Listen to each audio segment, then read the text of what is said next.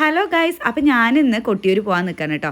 അപ്പോൾ ഞങ്ങൾ പോകുന്ന വഴി താമരശ്ശേരി ചുരം വഴിയാണ് കേട്ടോ. അങ്ങനെ ചുരം കയറിക്കൊണ്ടിരിക്കുന്ന സമയത്താണ് എൻ്റെ അമ്മമ്മ ഈ വഴിയുടെ ഹിസ്റ്ററി പറഞ്ഞിരുന്നത് കേട്ടോ. ബ്രിട്ടീഷുകാർ ഒരുപാട് അന്വേഷിച്ചിട്ടും കോഴിക്കോട് നിന്ന് വയനാട്ടിലേക്ക് ഒരു ഈസി ആയിട്ടുള്ള ഒരു വഴി കണ്ടുപിടിക്കാൻ കഴിഞ്ഞില്ല അത്ര കേട്ടോ. അങ്ങനെ ഈ വഴി കണ്ടുപിടിച്ചത് കരിന്താണ്ടൻ മൂപ്പൻ പറഞ്ഞിട്ടൊരു ആളാണ് അത്ര കേട്ടോ.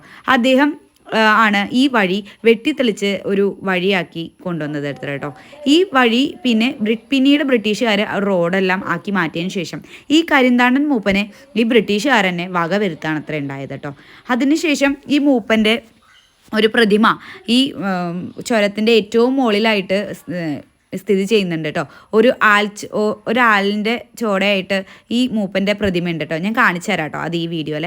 ആ മൂപ്പൻ്റെ പ്രതിമയുടെ ഒപ്പം തന്നെ ഒരു ചങ്ങലയുണ്ട്. അപ്പോൾ ഇവിടുത്തെ വിശ്വാസം എന്താണെന്ന് വെച്ചാൽ ഈ ചങ്ങല ഓരോ പ്രാവശ്യവും വളരുന്നുണ്ട് അത്രേ.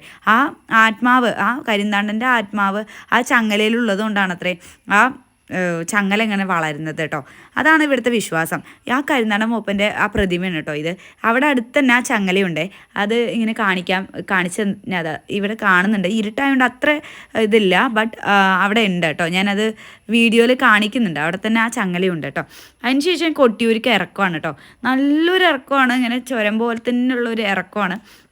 അത് അടിപൊളിയാണ് കേട്ടോ. നല്ല കോടയൊക്കെ ഉണ്ടായിരുന്നു. എങ്ങനെയൊക്കെയോ ഞങ്ങൾ ഡ്രൈവർ അവിടെ വരെ എത്തിച്ചു കേട്ടോ. അവിടെ എത്തിക്കഴിഞ്ഞതും കാണുന്നത് ഇഷ്ടം പോലെ ഓടപ്പൂവാണ് കേട്ടോ. ഇഷ്ടം പോലെ പറഞ്ഞാൽ ഇഷ്ടം പോലെ. അവിടുത്തെ ഏറ്റവും വലിയൊരു ഒരു വിശ്വാസമാണ് ഈ ഓടപ്പൂ നമ്മുടെ വീട്ടിൽ എത്തിച്ചു കഴിഞ്ഞാൽ നമുക്ക് ഒരുപാട് ഐശ്വര്യവും കാര്യങ്ങളൊക്കെ കിട്ടും അത്ര കേട്ടോ. അങ്ങനെ അതിനുശേഷം നമ്മൾ നേരെ പോയത് കുളിക്കാനാണ് കേട്ടോ. കുളിക്കുന്നത് ഈ പുഴയിലായിരിക്കണേ. ഈ പുഴയിൽ മുങ്ങി കുളിച്ചതിന് ശേഷം നമ്മൾ അവിടുന്ന് ഒരു 2 കല്ലെടുക്കും കേട്ടോ. നമ്മൾ അറിയാതെ ഒരു 2 കല്ലെടുക്കണം കേട്ടോ. നോക്കിയും തിരഞ്ഞൊന്നും എടുക്കരുത് അത്രേ. അങ്ങനെ ആ കല്ല് വരച്ചിട്ട് കിട്ടുന്ന കളർ, അതായത് പല പല കളർ ഉണ്ടാവും.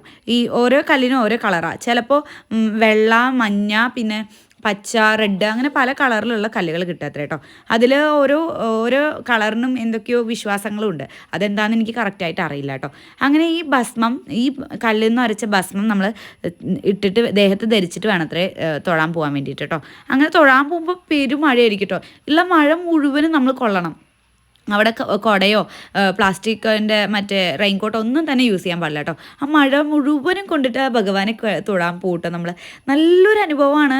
ഉറപ്പായിട്ടും നിങ്ങളെല്ലാവരും വന്ന് തൊഴുതാൽ തന്നെ എനിക്ക് എത്രത്തോളം എക്സ്പ്ലെയിൻ ചെയ്യാൻ പറ്റുമെന്ന് അറിയില്ല കേട്ടോ. അപ്പോൾ അത്രയേ ഉള്ളൂ. ബായ്.